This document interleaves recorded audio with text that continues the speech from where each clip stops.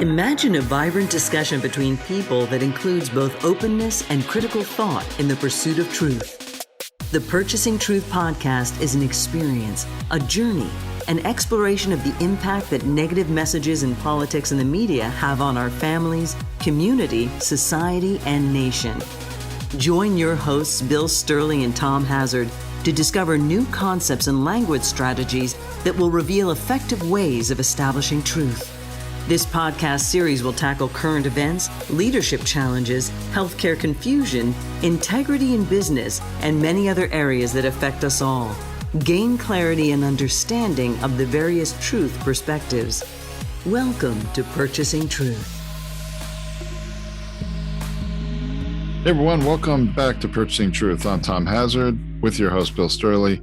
And you know, Bill, we said last time we were going to talk about how people could, actually deal with their mistakes, move through them, and survive really better, sort of walking through the fire, so to speak. So let's, I think we could start with Andrew Cuomo, who's sort of at the top of the list of people that have their feet to the fire right now. And I think that'd be a very useful and practical discussion. Yeah. And, every day, Tom, I am facing somebody with either an internal or an external conflict that they're trying to work through.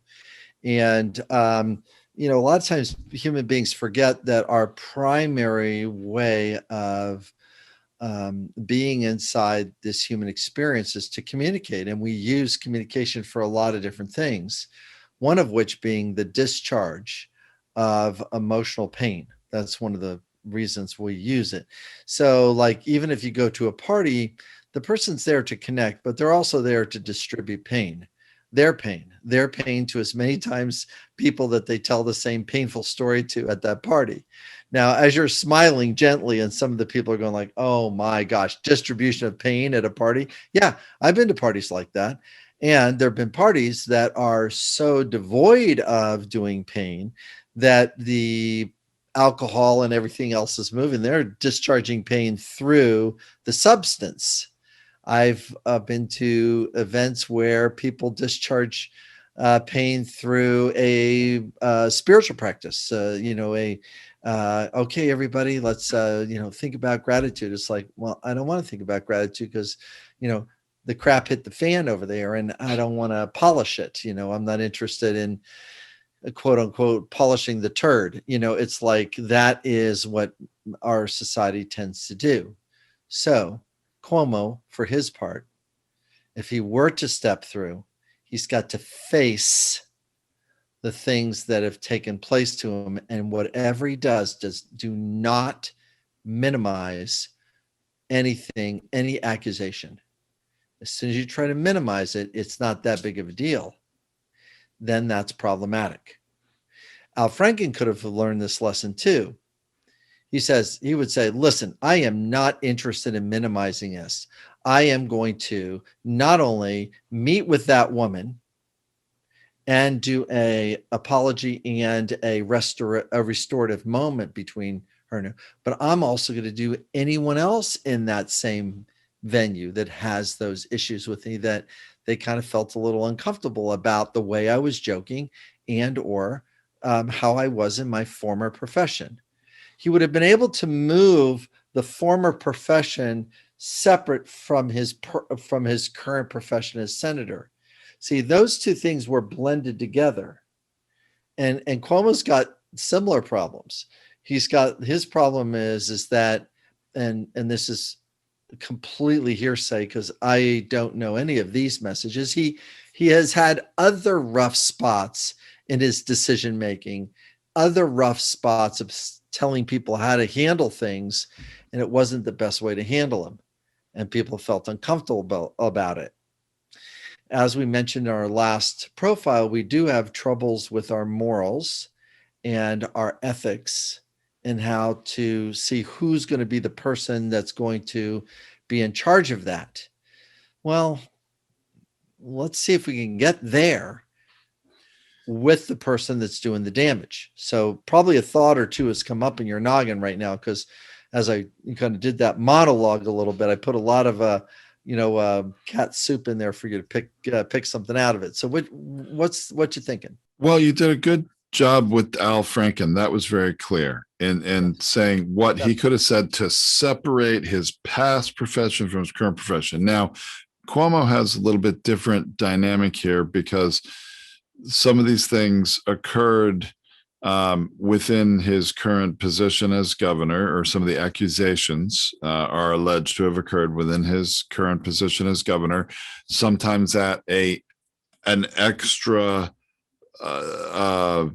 how do you say, an extra professional event, meaning at like a wedding that was not within the governor's mansion or the state house in Albany, and then some that might have been in a hotel on a business trip, where he's accused of either just saying something that made a woman feel uncomfortable, that is being alleged as sexual harassment, or at least a sexual advance potentially to someone else.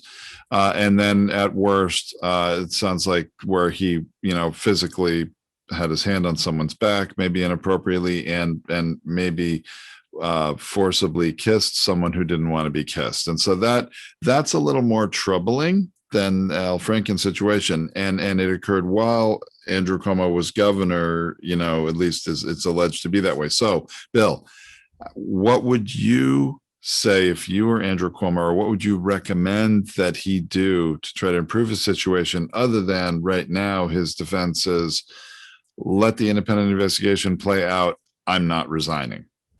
Step one, call a gifted communicator, whether it's a well-established person that has a range or ability to facilitate this type of discussion. So, I could do it, but there's also other people that can do it. Now, if you want to go to celebrity, then you would say, okay, well, give it to a Oprah-like person or a newscaster-like person. So I'd probably pick a newscaster because there's a little bit of pursuit of that. And if you wanted to have a little bit of courage, pick somebody off of Fox. Now, that'd be tough because they would ask questions to try to score points. But if I was coaching him and they had that person there, he would know what to say back to those sentences. What about maybe a Chris Wallace? He could have picked like a Chris Wallace, who I think is a respected journalist on Fox, right? You pick Chris Wallace, you stick him in there, and you be ready for the Fox style questions. Mm-hmm. Because each one of those questions, not each one of them, but some of the questions are looking for a certain bias to be talked about. And then be ready for them, because the way I prep people is for these types of situations, these types of mediations, I ask them both sides, write down the worst thing that someone could say or do in this session. Write it down. What are you most terrified about? Well, if they ask this question, great. I want to see what the worst question is going to be. So if you grab a hold of the worst questions and you have and develop a counter message to that question, actually, it's not so much a counter message. It's really an empathetic response to that message. Then the thing will immediately de-escalate from an 8 or a 9 to a 4 within one sentence. So, did you do this to this woman? So you'd really like some information about the accuracy or what my point of view was. Yes. Notice I empathize with the question instead of answering yes or no. If you answer yes, it's like, yes, I did it. It was on tape. I told, a woman that, that was locker room talk. I was grabbing a woman by a pussy. I was just I don't really do that. That's not the type of person I am. Meanwhile, it's the type of person you are. So, it's sort of your thing. This is your thing. And I'm not going to judge your thing. It's just their thing. So, but if you're facing it that way, then those events could be put in a proportion. See, it's the same thing with Joe Biden, leaning in and giving people hugs and being affectionate and sniffing people's hair and whispering things to them and saying nice comments that are a little off and a little unsettling. Those grandpa statements that he makes, and you're shaking your head and going like, yeah, oh yeah, I remember my grandparents saying stuff like, and they just, because back then those were go-to sentences, so we want to be able to put them in proportion and also set them in the field of time, as well as fill out that he's vulnerable enough to do this meeting. Okay. I'm willing to meet with that person, either in private or in front of the cameras and media.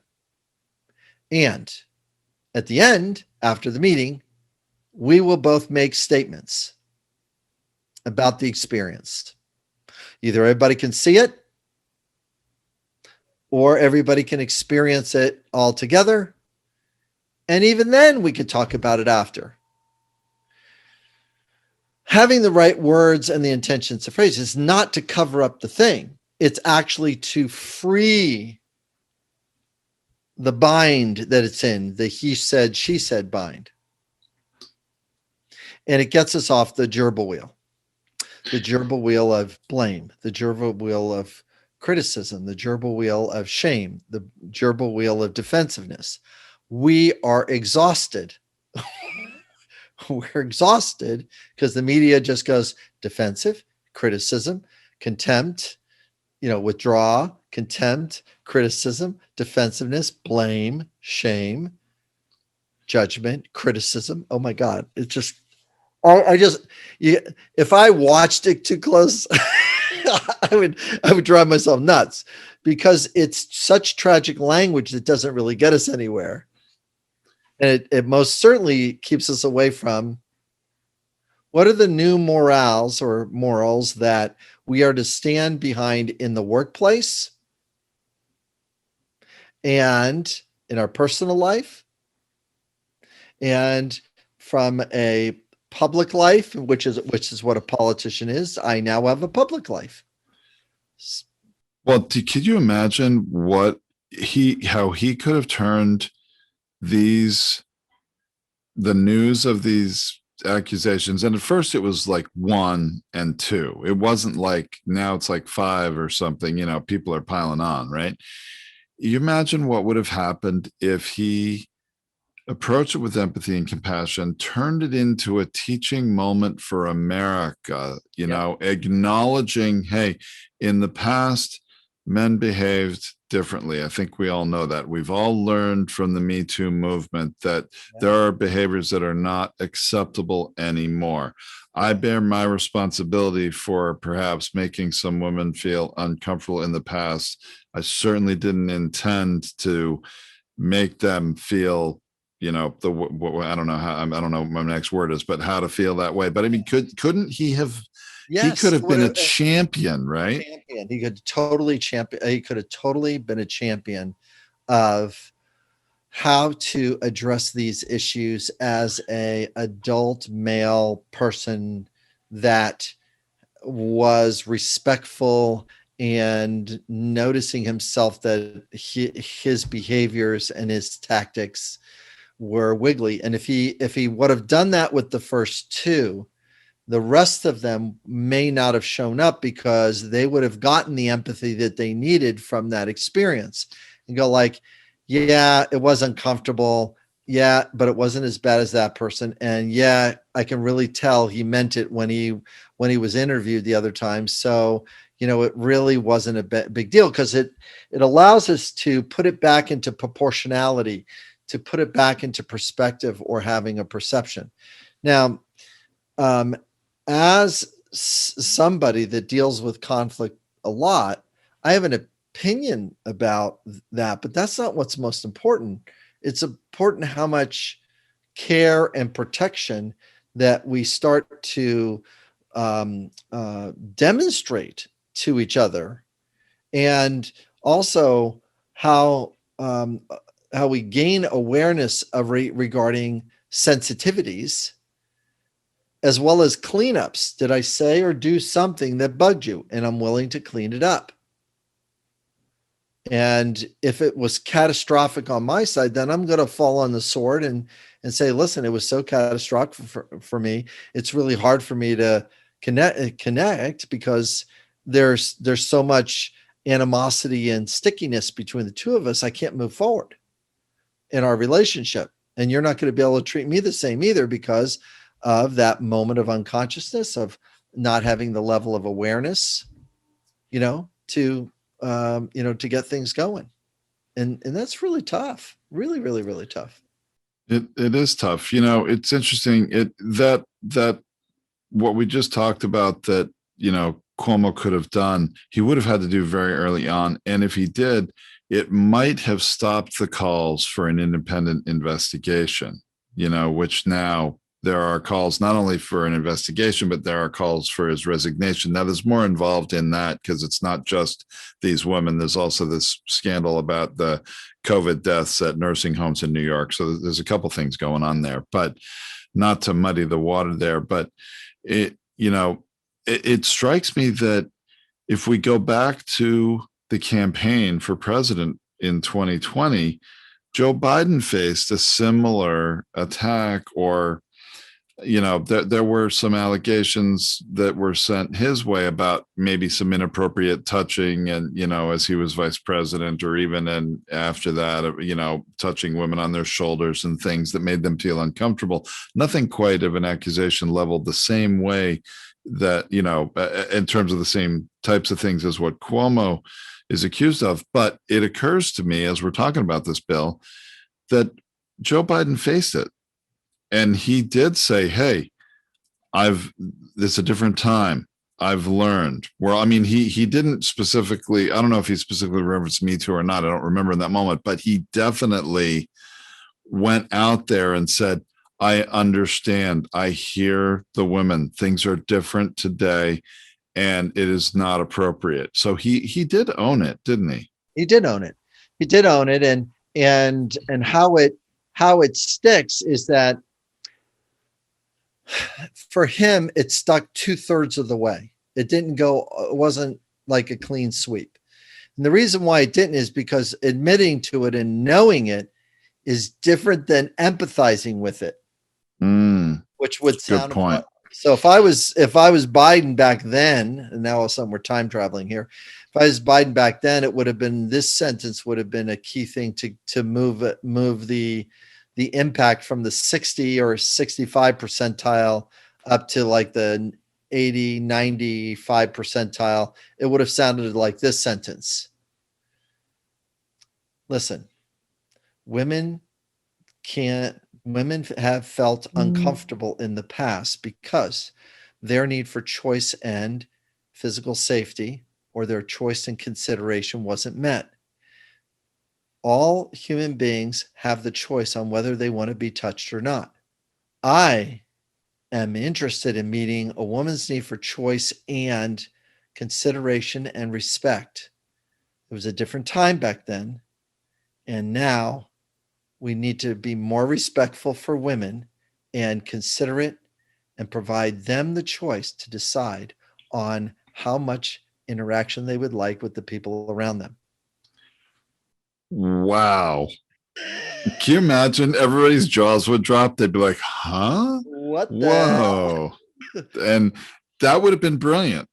Yeah, because he's going to push back, and he actually is pushing also he's also has the level of confidence to actually advocate for women's rights from that point, because all of a sudden he's in the leadership position regarding, and he's owning the word choice and respect for women right off the bat, and go like, yeah, want to see how I've done it? Look at my vice president, choice and respect, because she's skilled, right, and she's done things. And what I also like about that statement you made, Bill, as an example, is using the word choice be something different than just choice regarding abortion. That was very interestingly done. I don't know if that was intentional, but it really kind of takes one of these issues where voters can be a single issue voter and it's choice, and that to a lot of people means abortion or not, and you turned it into something I think a bit more relatable and universal for people. The hard part about it is that the mental disconnect, the mental bias conflict that shows up between in the Republican mindset is that I don't want government to be in my business.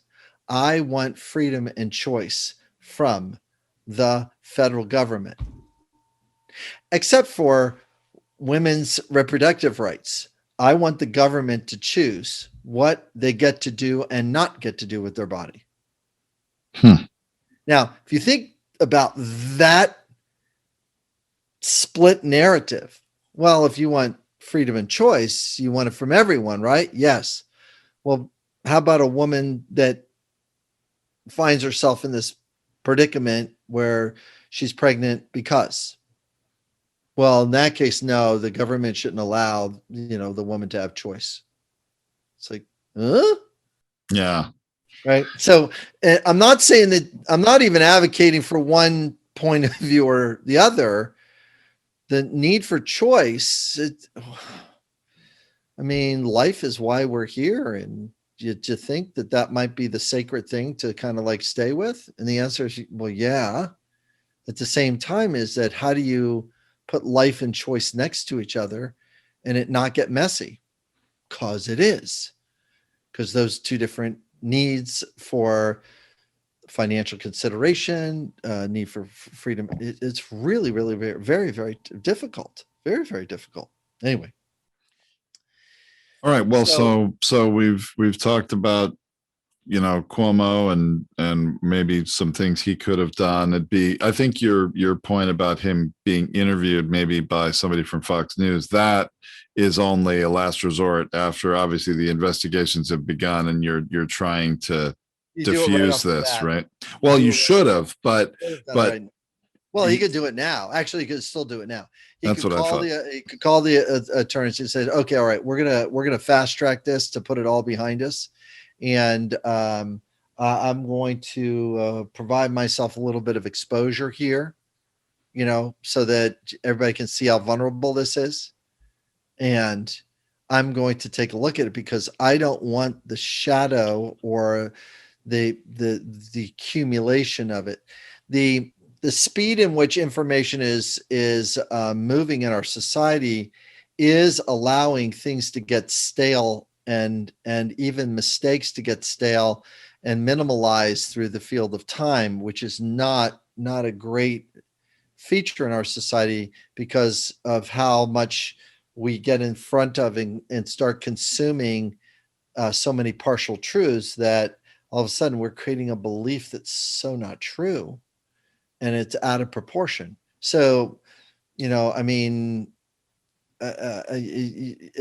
there's enough messaging, people will believe that, just about anything, if there's enough messaging, in that direction. So it's really, really hard and it's very, very difficult. So, well, Bill, in the past, you and I talked about the Access Hollywood tape moment, and in particular, Trump debating Hillary Clinton and what Hillary Clinton could have said when Trump said it was just locker room talk. But let's flip it. Let's look at that one from a little different perspective.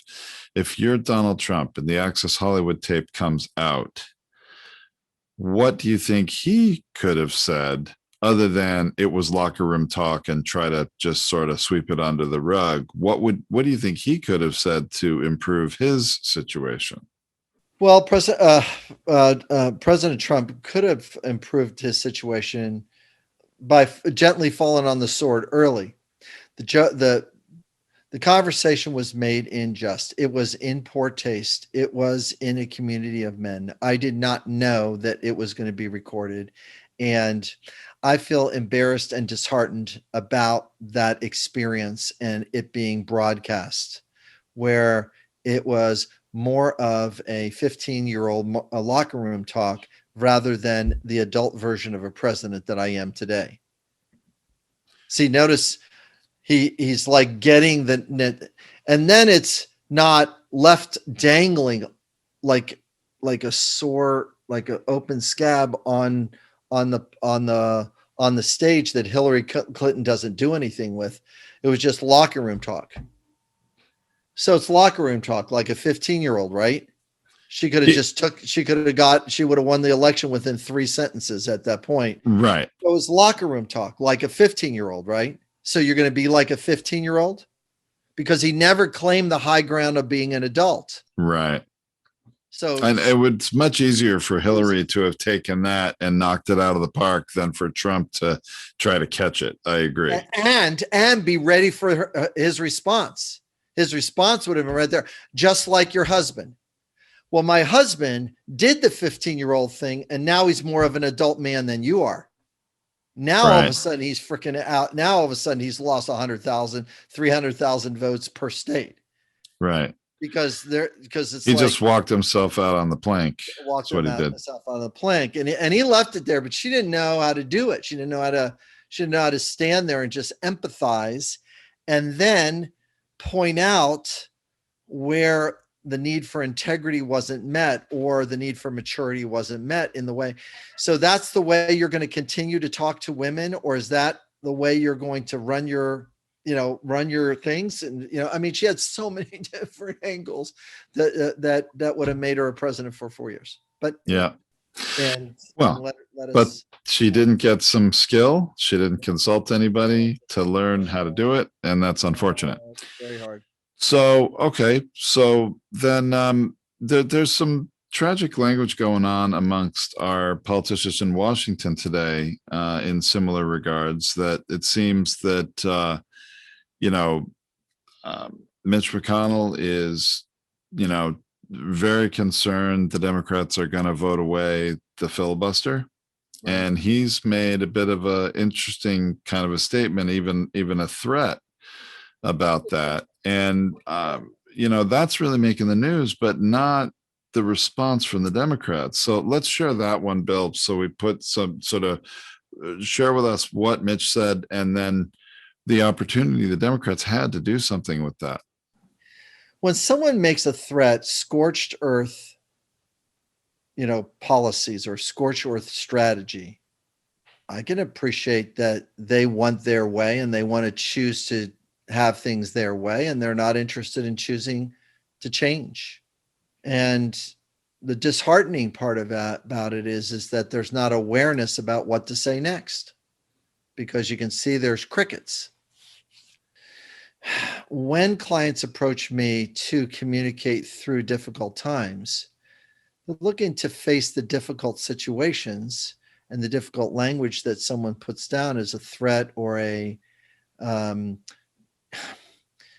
it's a demand that has no choice in it, that you immediately, as a communicator, step into.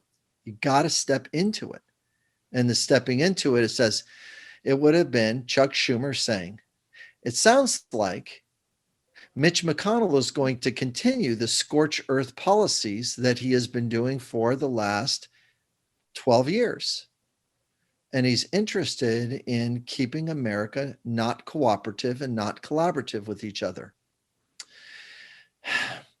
Need I remind him that 81 million voted against that mindset?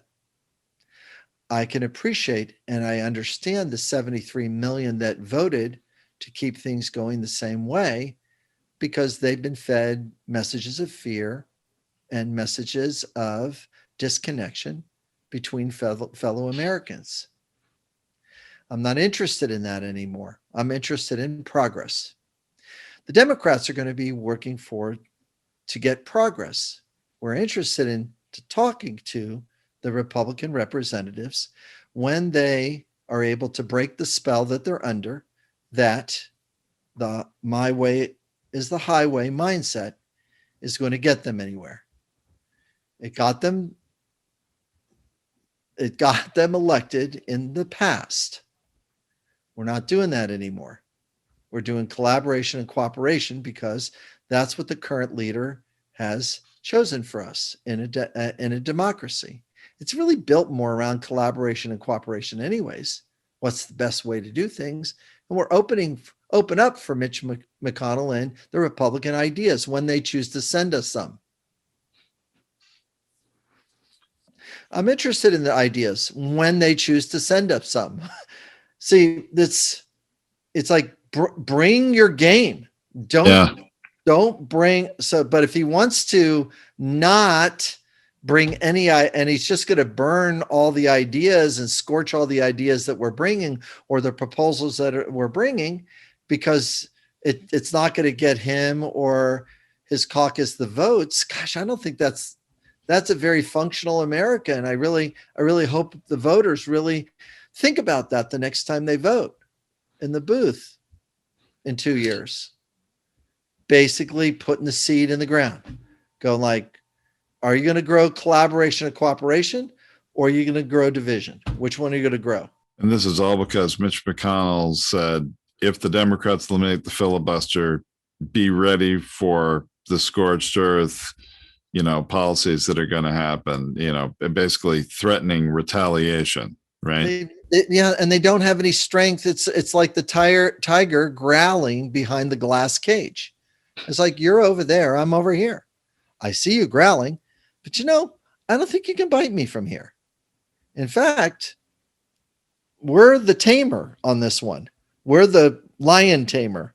You're not in the position to bite us. And I guess you could a little bit, but that's the part of a communication. Lion tamer is you got to give the message and don't overcommit. And you don't want to beat the lion with the stick too much, because when you turn around, the lion will just say, now's my opportunity. So there is a measure to it, but if the person's behind the glass, there isn't. You empathize and provide care and concern for that person that is in that view set of, I've got to hold on to what I've got. And America over the last 30 years has been feeding this message. We just got to hold on to what we got. We were number one. We had a lot of goodwill. We did a lot of really good things. Yeah. We did some junky things along the way, but pretty good. And our reputation, people are still going to respect us. It's like, no, they're going to see you as, and this is where we don't want to be seen in the world population, America, a country with a big military that really doesn't contribute much. Oh my gosh. We do not want to have that identity, because, then all of a sudden it makes it really hard to make a deal with them. It's hard to actually have a commerce discussion. The weird part about it is, just ask the Roman Empire. It's like you're a big military that loses the sense of collaboration and cooperation with all of the things that you built. Well, then they don't see you as a generous visitor that they're exchanging with. They see you as an opportunist that is looking to take advantage of your situation. And then they go like, I don't want to play this anymore. You lose respect, mutual consideration, mutual response. And I kind of don't want America to go down that path, but there is that's the path that's kind of opening up. I don't like it as much, but it's not in alignment with that. Well, Bill, it's very interesting to really explore these communication situations where, we see people who are in trouble trying to defend themselves, trying to survive, trying to walk through it. And if they just had a little more skill, they could probably not just walk through the fire, they could walk on hot coals and not get burned, right? Yes. And that's a part of the hot coal mindset too, is that you see the hot coals, you've got to trust that your mind, that your body's not going to fail you, and you're going to move all the way through that hot coal experience, and you're able to walk barefoot across hot coals. Some people too scared and terrified to do it. Some people are walking through, but are not walking through at the pace that is necessary not to get burned. And that's really where we can use empathy and consideration and set the intention to go, I need to clean this up. It's going to be a little tough, but I am going to walk through this with a pace that is going to make a difference, not to run to the other side. In fact, if you run on the coals, your feet will get burned. You got to like walk through that. Cannot run through hot coals because your feet sink too much and it's further in, it starts burning on the side and you get off the pads and blah, blah, blah, blah, blah. You got to walk through it. It's like a walk through the fire, and it'll be really good, Tom, to really keep watching how and be able to provide little snippets of information of what to say or do to our listeners, because it's all about not having my beliefs or your beliefs run the show. It's how to communicate with somebody where the message sent is message received, that there is a working towards a mutual way to get a given need met. What does fairness look like to the people in the 1% as well as the people in middle class? What does fairness look like? Because both of those people should be able to weigh in on fairness evenly. And that gets unsettling, because evenly is, how do you weigh in on evenly? So there we go. So more to come, Tom. Thanks everybody for listening, and leave a comment, and we'll look forward to seeing you next time. Thanks, Bill. Thank you for listening to this Purchasing Truth podcast. We trust that you have enjoyed this engaging and thought-provoking conversation. Our hope is that you've received value, found clarity, and broadened your truth perspective in this episode. If you did, leave us a review or visit our website, purchasingtruth.com. Join us again for another informative and content-rich discussion here at the Purchasing Truth podcast. Don't just accept whatever information comes your way. Join the discussion. Discover your own voice. Purchase your own truth.